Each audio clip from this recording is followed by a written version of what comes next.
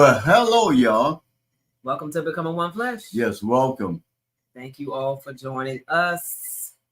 We are going to talk about words versus actions. Okay. And just in case, if this is your first time watching us, we are Joseph and Yolanda Samuels. Yes. This is one of the pages that we have, which is Becoming One Flesh, which is on Facebook and YouTube. And you can also follow us on Kingdom Principles, which is on Facebook and YouTube. And it costs me everything on Facebook and YouTube. Just want to let you know. And we also have a book that we did together called What God Has Joined Together. Yes. And you can find our books on Amazon. But then, baby, we got other books too that you have written. You have written a lot of books. You've written about 7 or 8 books. Mm-hmm. I think I may have 5, but you've written 7 or 8 books. That's on Amazon as well. Yeah, that's why I say they can find all of our books on Amazon. You can just look us up by name. I got to work on Joe's author's page, but if you definitely search my name, you'll see my author's page and everything. So you can look that up on Amazon. Okay. So we are talking about words versus action. And I was telling Joseph, I was listening to a podcast the other day, and the lady was talking about, she has a lot of listener requests. She has a pretty big following. So sometimes people will ask her, well, she'll say, well, what do you guys want me to talk about? And they'll say, oh, well, can you do an episode about so-and-so, maybe different things happening, in Hollywood or different things like that, or even in the world, politics, she does it all. And so somebody had asked her about a particular relationship of a Hollywood couple, and she, I was listening to it when I was on my way to an appointment, and she was just saying how people, because the person dates a lot of people, and that's just what they do. They're really not in a rush to get married. It's obvious. And so people was kind of asking, because they mentioned that they said that if they were to marry somebody, they would marry that particular person. And they was asking her, well, what now? Because she did an episode before about this couple and about the person that was saying it's just not going to happen. And they thought that because he said that he changed his mind about marriage. And what she was saying, she says, what we have to understand is that anybody can say anything, but their words and the actions have to meet. You can't just say, oh, well, I'm gonna act right from now on, or no, because I think I used this example the other day. Like, let's say you may have had infidelity in your relationship before. And let's say you're the one that had the infidelity that went outside your marriage. If you say to your spouse, babe, I ain't gonna do it no more. I'm gonna do right. I'm not gonna hide anything from you. Everything is open. I'm an open book. Well, what if the other one said, well, can I see your phone? For what? You don't need to see my phone. What you need to see my phone for? I mean, you see, and how you said they flip it? Yeah. No, you said you don't trust me. You don't trust me. I don't know what you want to look at my phone for. I don't be bothering about your phone. You don't trust me. Yeah. Just flip it all the way on the other person. Yeah, you're right. But my thing is, if you are saying you are going to be something or make a change in the relationship, it's more than what you say. Your words have to line up with your actions. You can't say you're an open book. You're not going to step out anymore, because you have to understand it's going to take your spouse time to trust you again. And they're going to have to learn how to trust you again. So if they're asking you, well, let me see you, whatever, and you wigging, it must mean either you wigging out. You obviously you got something to hide, or something's going on there. So I'm just saying, But that was how we came up. Yeah, that's how we were talking about the topic, because many times people say they're going to change, but without action behind your words are fruitless. You know what? And I'm always kind of transparent about this. I got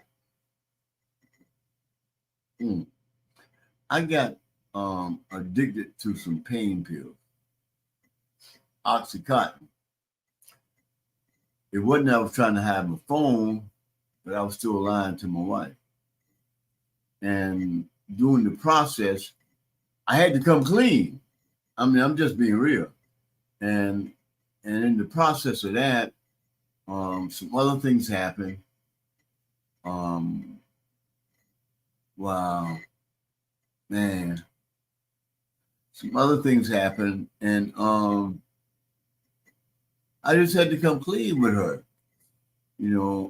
because I was hiding stuff, and she already knew something was up. You told me that time. You said, "Man, something ain't right."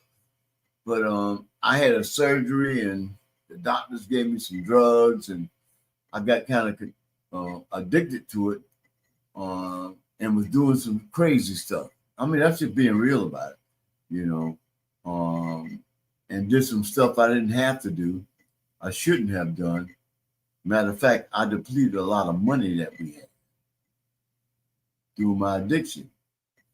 And it caused a lot of craziness in our marriage. And what people don't really understand is that your words sometimes may be more important than your actions. Because if your actions are contrary to what you were saying, then you're lying. I'm just thankful that right now my wife and I have a relationship whereas we don't pay attention to that foolishness. We don't deal with that. Our phones are always out. Matter of fact, I'll tell you, look, if you need to do something, just grab my phone and do it. And a lot of times men, because of their secrets, they don't privy their wives to their business. And I think that's the greatest travesty in a marriage.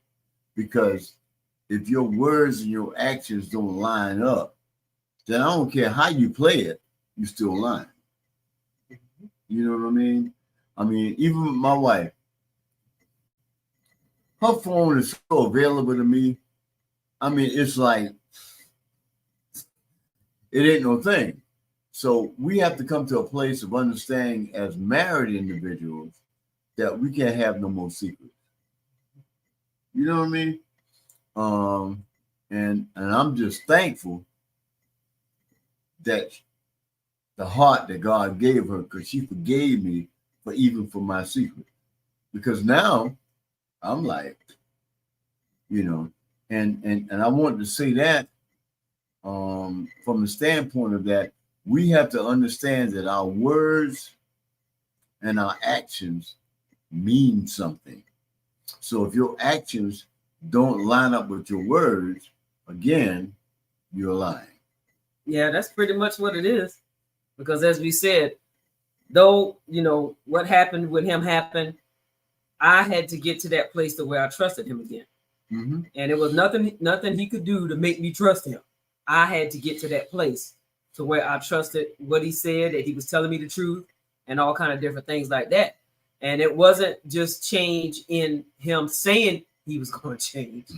Well, a situation happened and he really kind of was had to change. Had to force to change. The situation he was in, he had no choice. He had to change. He had to get off of that stuff, let that stuff go.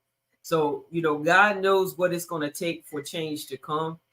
And that was the change that was necessary, because I believe had that not happened, we don't know what would have happened, to be honest. Yeah, you're right. And so you have to be willing. As we said, you can talk about change, but until you prove it in your actions, until it's in your actions and how you live and how you live your everyday life, then all it is just a bunch of talk, and that's all it can be. And then you can't get mad at your spouse for not believing what you say. Because if you always been saying for the last 5 years, I'm gonna do this, I'm gonna do that, and you're not, and you're just talking, but you're not doing what you say you were gonna do, it's not their fault that they don't believe you. It's not their fault that they don't trust what you say, because to them you're just saying something to say something, and they're like, you know what, I don't even trust nothing you say. Trying to appease you. Yeah, just and talk, because sometimes people got the gift of gab and they can talk and say all the good things, but it's like, okay, you talking real good, but what's going to happen as a result of that? What are you going to do with the change? What are you going to do better? Are you going to act right? What are you going to do to show me that you mean what you say? What are you going to do to show me that things are changing? So, and that's what we have to do in these relationships, as I said, we got to be honest, we got to be open, and we have to be willing to show change and not just talk about it, but to really show it and be it. Baby, let me ask you a question. What made you begin to trust me again? I had to. It took time. And I think I had to get my focus had to be on the Lord, trusting the Lord. Mm-hmm. And then as I trust the Lord, then I'll learn to trust you. So it was more about trusting him, that, because he would always show me when stuff wasn't right. So I know he can speak to me and show me something that I need to know. Mm-hmm. But I just had to trust him that part was over, and that, you were going to be well, mm-hmm. and that things were going to be well. I just had to trust in him that everything was going to be well. And that wasn't the easiest thing to do. I'm going to be honest, it wasn't. But I just thank God that he gave me the grace to do it. So it's something that you have to make a decision about every day, to learn to trust God for your spouse. Mm. And then, just to learn to do that, to trust him, that God, no matter what, I trust you, that you got everything, you're going to handle everything, you got everything under control, you're going to take care of them, you're going to take care of me. I trust that you're going to do that. And so that's how it has to be. God bless you, Deborah. That's how it has to be, is that we have to trust God, that he is going to take care of whatever needs to be taken care of. He's going to do the work through them.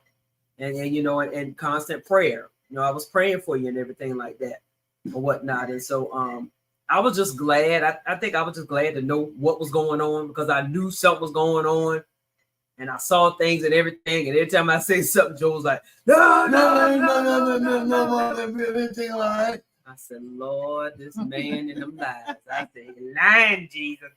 But there was nothing I could do about it. I said, well, this going, eventually it was going to come to a head, and it did. And I was glad that it did, to be honest with you, because, like I said, I would rather have the truth so I can deal with it however I choose to. If I got everything up top, up on facts, then I know, okay, now you got a decision to make. But if I don't know what's going on, it's like you're in the blind. I'm in the blind, not to know. So I was glad to know what was going on, because then that took all of the questions out of my mind. Of, man, so now, and so it's like, then after we talked about it and you told me, then I started putting everything together, why this was happening, why that was happening. I said, that's what it was. So it may sound weird, but it was kind of like a relief for me, because I knew the truth. And it was a relief for me too, because I was able to stand in truth. Because all that time, baby, when stuff was going on and I wasn't, I'm dealing with all. Okay, what's that? No, what's that? Did you say I wasn't? I wasn't, 100%. I might have been 30%. Well, you need a charge. Yeah, I needed a charge.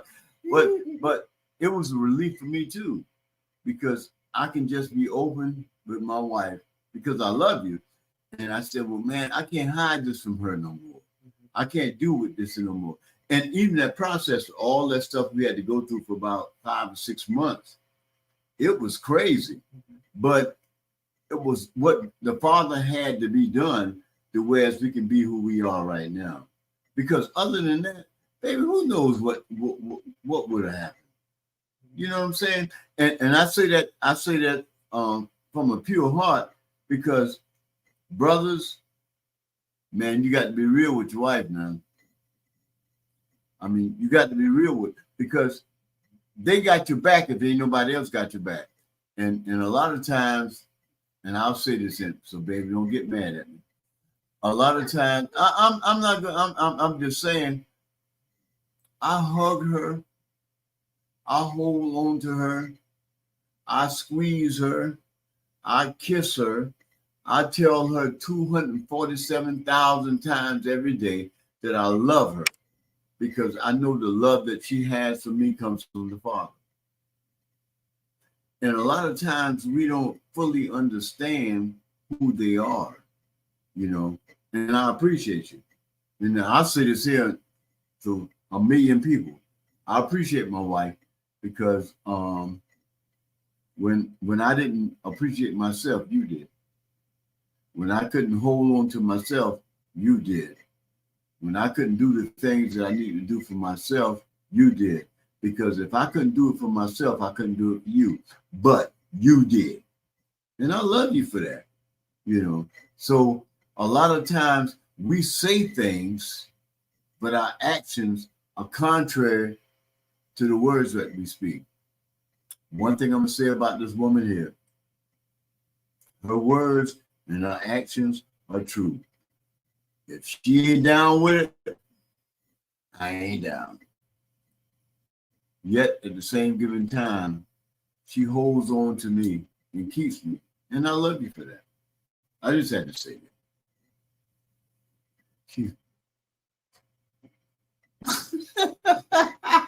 Oh, Thank you. You're welcome, babe. I mean, you know Thank how you. I feel about you, man.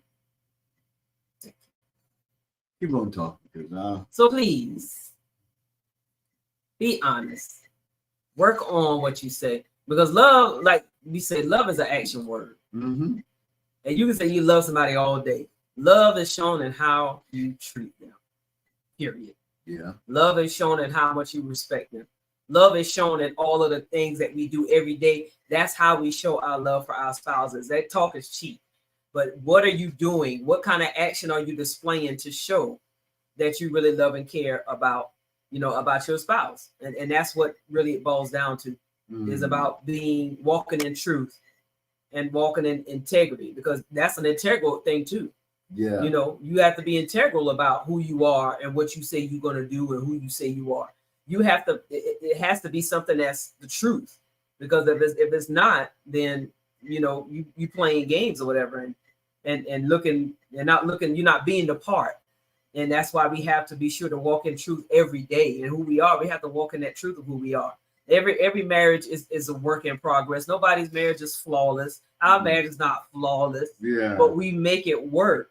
We learn how to deal with the times that come. We learn how to deal with all the things that come, that we may have to deal with. We just learn how to deal with it in a way to where we have made the decision that we're not going to let that stuff come in between us. And sometimes you have to make that decision that you're not going to allow, things to come in between you, because if you allow anything to come in between you, then anything will come between you. Wow. But if you don't have up a wall of protection and saying, look, no matter what we're going through, even if it's something that's serious, we're going to seek counsel before we make any decisions. We're going to do this. We're going to do that. Have something in place and say, this is what we're going to do in case something happens, so that we don't just throw each other away or just give up on each other. And I know it depends on the situation, because sometimes you have those who want, the spouse is all in, the other one ain't. And I get that. You can't do so much in that instance. So, you can only do what you can do. But if it's something that, that you two decide that you're going to get through, then you have to make that decision that you're going to get through it. Because as we said before, when we're standing at the altar on that day, and we saying for better or for worse, richer for poor, it's the better or for worse that I'll be focusing on. Because sometimes we say that lightly. Well, for better or for worse, Richard, I just want her to get so I can get some cake. I want her to say this so we can go on a dance. It's like we don't really. Oh, we can go on the honeymoon. Yeah. Yeah. We don't really understand what we are vowing to stand through. Yeah. And better or worse doesn't have categories with it. It's better or worse. You are committing before God that you are going to stand for better or for worse. As I said, you can't control somebody else's actions. Somebody may go out and sometimes people got their own mind and they want out, and there ain't nothing you can do about it. That's different. But if you know you have done everything that you could do, and to make it work, then that's another thing. That's all you can be responsible for is yourself. You can't carry someone else or make somebody do something they don't want to do. Because I wouldn't want nobody to sit with me if they don't want to be with me. I'm sorry. I just would, not for the sake of just being married. The devil is a liar. No. Because I can have more peace by myself if I'm gonna sit here and make you stay with me because I don't want to go through I don't want to go through and I don't want people to ask me questions. Oh no, we're not doing that. We're not doing that. Hey, let me ask you something else too, babe. Because you know how I am. in the process of understanding what marriage is, how can we talk to those that really don't understand the process of marriage? Because just like you said, there are things that happen in marriages that aren't good. Mm-hmm. There are things that happen in marriages to where you may disagree. Mm-hmm. There are things that happen in marriages that even may tick you off sometimes. So how do you deal with the process? Because, we a lot of times we just look at the destiny of marriage, Mm-hmm. but we don't understand the parameters and the journey Mm-hmm. and the mechanics and the work that goes into marriage. We got to realize nobody's perfect. Mm. So sometimes we have this image and we get married and we feel that this person needs to produce that image we have in our mind. Mm. Or we think that we're marrying a person that we were dating. Wow. Because dating, anybody can wear a mask on a date. I mean, I'm dating you. Yeah. We going through the motions or whatever, and this and that, and maybe even engagement. We going through the motions. But when you marry somebody, it's like everything just falls, and you sitting like, wait a minute. You locked in. Who is this again? I didn't know that. Oh, wait a minute. I didn't know about that. I didn't know. But you begin to see everything that you may not have seen throughout the process of getting to the altar. Mm. So you just have to realize nobody's perfect. We're not perfect. I'm not perfect. He's not perfect. We both aren't perfect, and we know that. So this is where the unconditional love comes in it, and that's what unconditional love is. Mm. Is you're loving somebody whether they're good, bad, and different, easy to deal with or not, whatever. You're choosing, because love is a choice. Wow. You are choosing. That's good. That's good. To love them through whatever they got going on, because some people are going through a process. Some people they may start off a certain way, and then as the years go by, they actually change and get better, and they grow and they mature. And so you benefit from staying the course and loving them through some things. Some people don't want to change. Mm. They don't want to put the effort to change. And so you have a choice. You're going to sit and put up with what you're putting up with, or you're going to count your losses. It's really up to you. Mm. So yeah, I will say it's just realizing everybody got a journey to go on. Everybody got pain, got trauma, and things that they may not have dealt with properly. And sometimes in marriage, those things are going to come out because, we both have things we dealing with, have dealt with, is dealing, it's because you go through so much in life before you meet this person.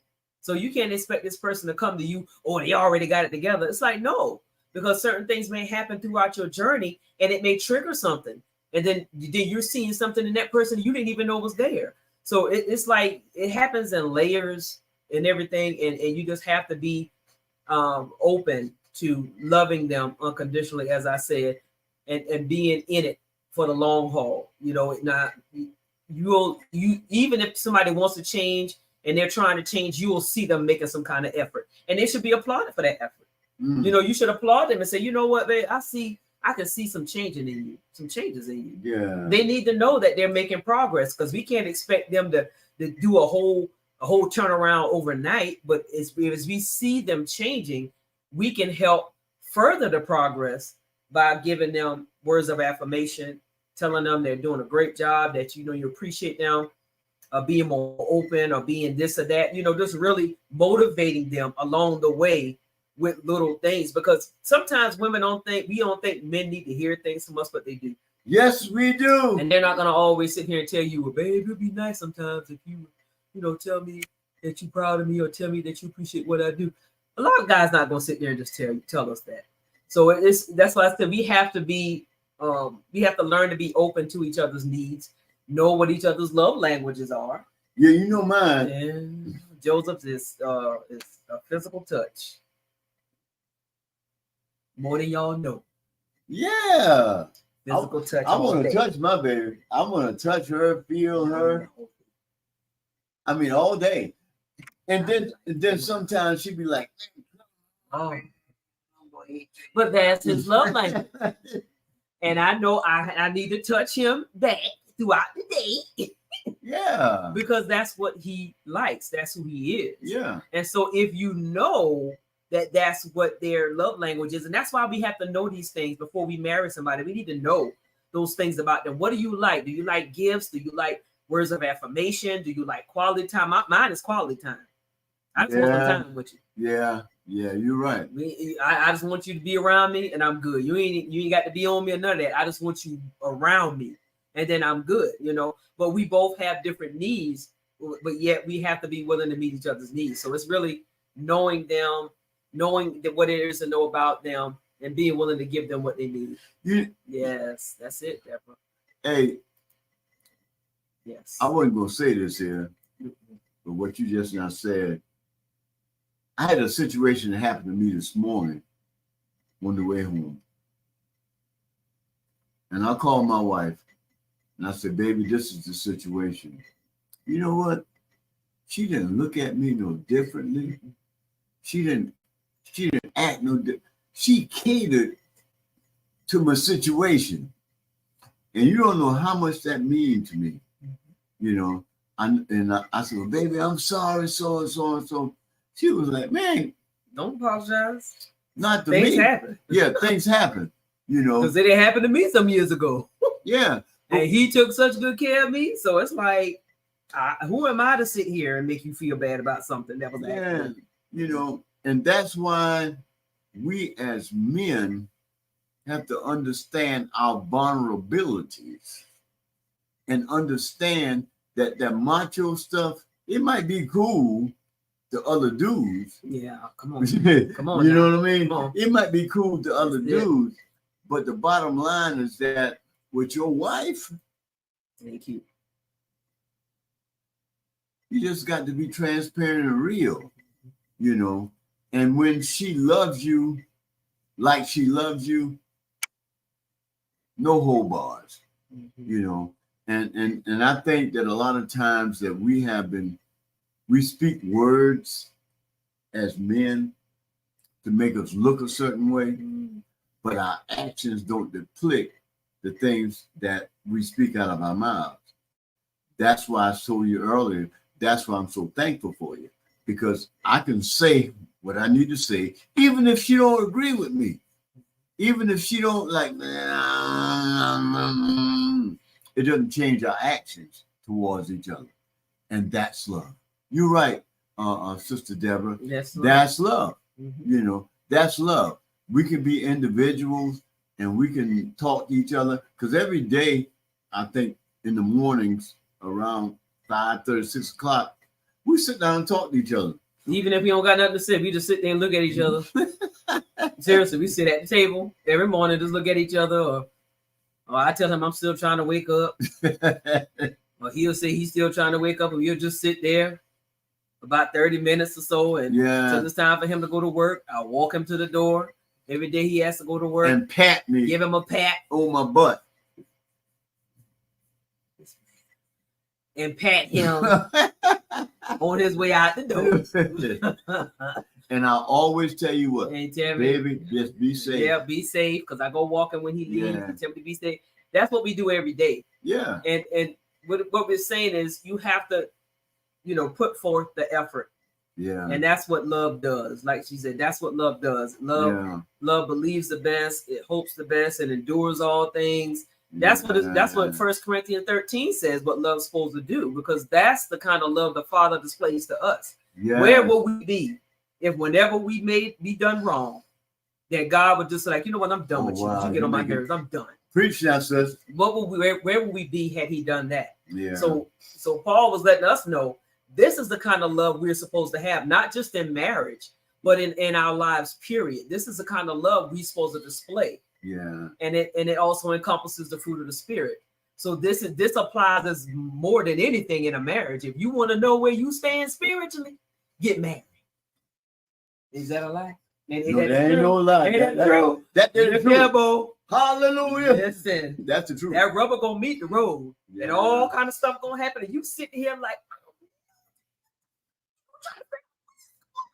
you gonna get rubbed like anything you could think of, everything is gonna happen. But it's really to show you that a marriage is more than just sex. But yeah. But it's more than just a piece of paper. Because people yeah. always say marriage ain't nothing but a piece of paper. Oh, the devil is a lie. It's much more than that. Yeah, It is so much more than that. It is a covenant. Yeah. And it's not a covenant that you get in and out every day. You marry 12 or 15 people. You going, you changing spouses like underwear. It is so serious. God looks at it in such a serious way because it reflects, it's supposed to mirror what his relationship is with the church. This is why we don't take marriage like that. We don't just marry anybody and do anything just to say we married. You have to be mindful of who you are connecting with. Yeah. And you have to know that they have the capacity to encompass what all is in you, and you have to have the capacity to encompass what's all in them. Because sometimes we always think it's about us. Oh, but they need to have this. It's like no. But you, on the other hand, you need to have what they need as well. And so it's a lot of dying to self, isn't it? Yeah. Marriage is a lot of dying to self. You know what too, man? When we don't understand the concept of marriage, then we look at it from the dating game. We don't fully understand the things that you have to go through in marriage, because every day is not Sunday. You know, every day ain't Monday either. You know, so you go through things, you deal with things, because even though we are one flesh, we're still one individual. And there's a lot of things that we deal with in our own personal lives that we don't always bring to the table, you know. And that's what I was saying earlier. I'm thankful that I can bring it to the table with you. You feel what I'm saying? Because when I can bring it to the table with you, then all that other stuff, Mama Love said, you don't have to tell. Mama, don't say that. Don't say that, Mama Love. Come on, Pastor. But what I'm saying is that when you can bring everything to the table, it makes a difference. Because, I mean, we both have been married before. And in my first marriage, I got to say this here. It was about the flesh. It wasn't about the spiritual implications of marriage, because I didn't understand that, you know.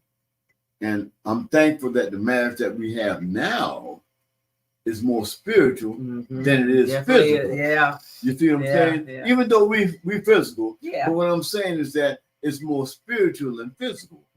And in that, then the Father is able to do the work he needs to do in the both of us. Because remember I told you, I said, I had that encounter with the angel of the Lord. And the Lord told me, he said, man, love me and I'll love you through her. And he has. He has. Let me say this into you now.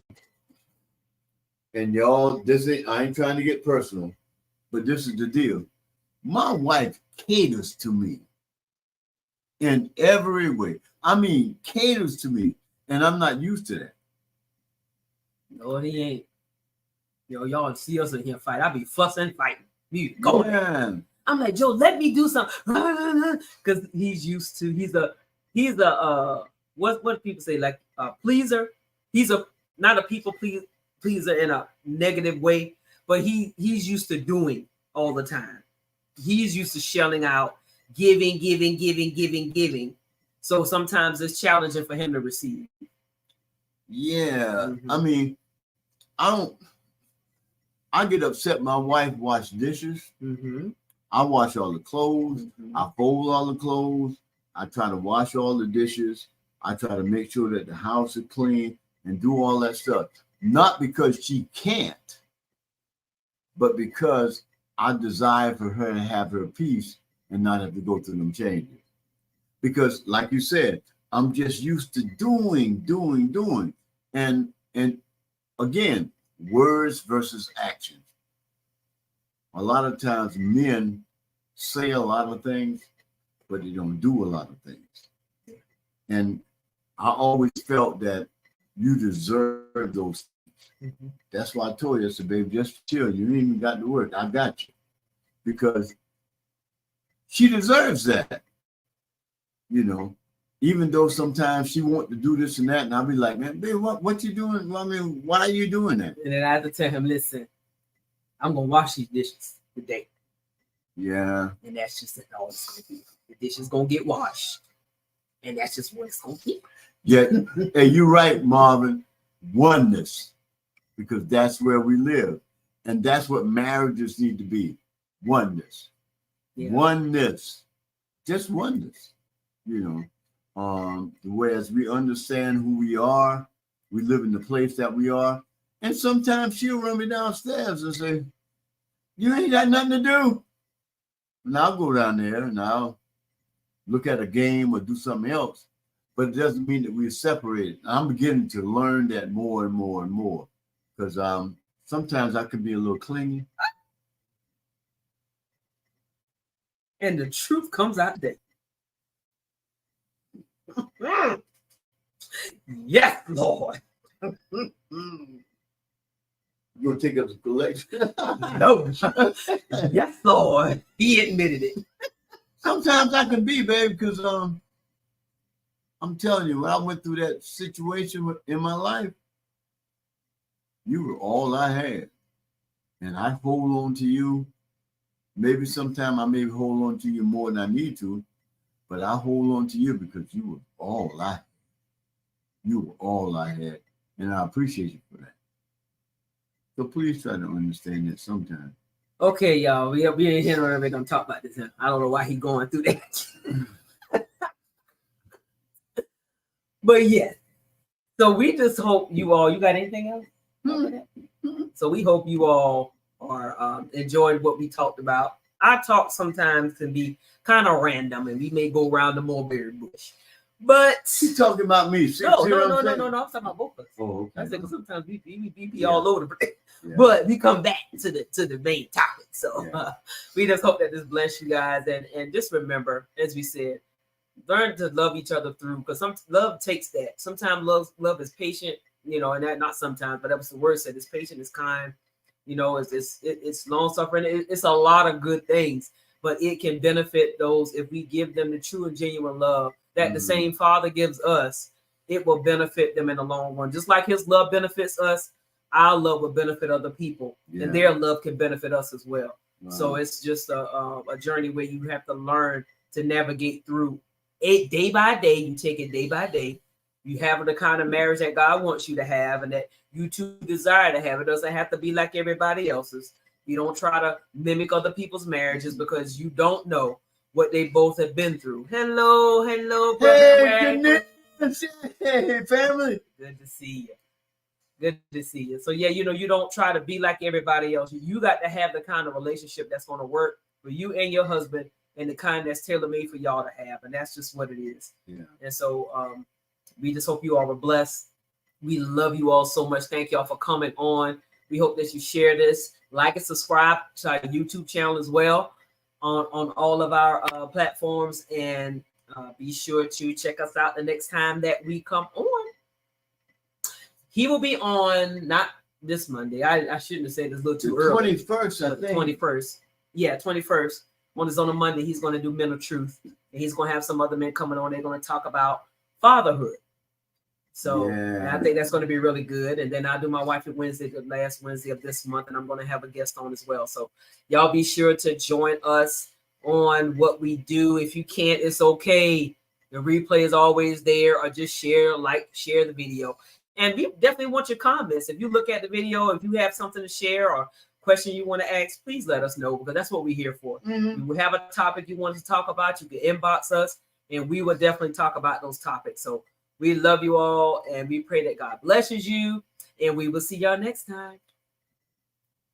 Bye. Bye-bye.